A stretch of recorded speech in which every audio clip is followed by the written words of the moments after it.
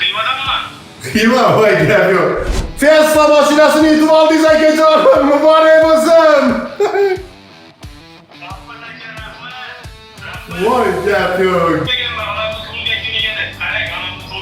Xudo xolasa 2 kundan keyin. Vay umrlarınız uzoq olsun. Juda ham zarar bo'lib turdi, rahmat. Nimaga zarar bo'lib turdi? Davolash kerak bo'lib turdi, hozir davolashga oyog'imda muammo bor edi, xudoga shukr. Yaxshi bo'lsinlar, Alloh beraman desa bir sekundda aka.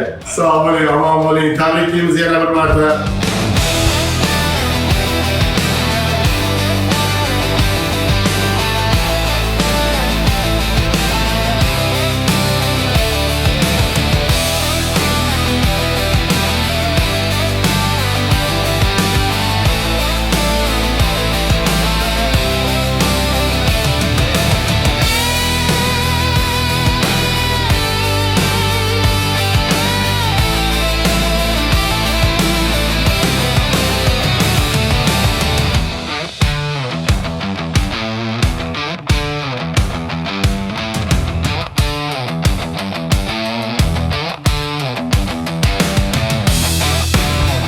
Ben Xorazm viloyati Xiva tumani Talisha mahallasidan Shehzod Chestini kuzatib borardim, görüp şu qiziqib 2 dona bilet tashladim.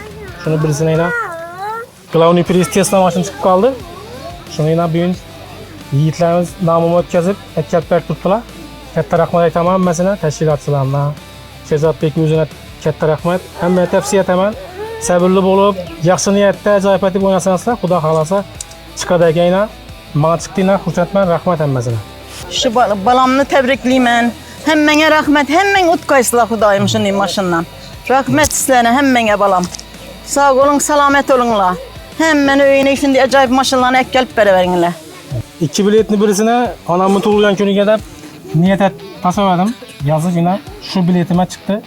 Xudoga shukr, yine shuni anama beraman.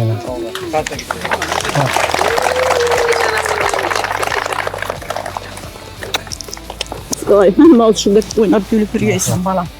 Hemmeye tavsiye kılamız. Kutluk adam olsun maşın.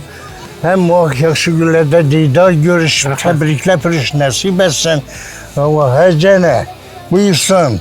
Ama sizin kutluk adam davayı, şundan davayı hayırlarınız yine aldığınızda çıkıp duruptu. Tebriklimiz bu. Uzakından sevintirsin. Rahmet. Shehzod Chestini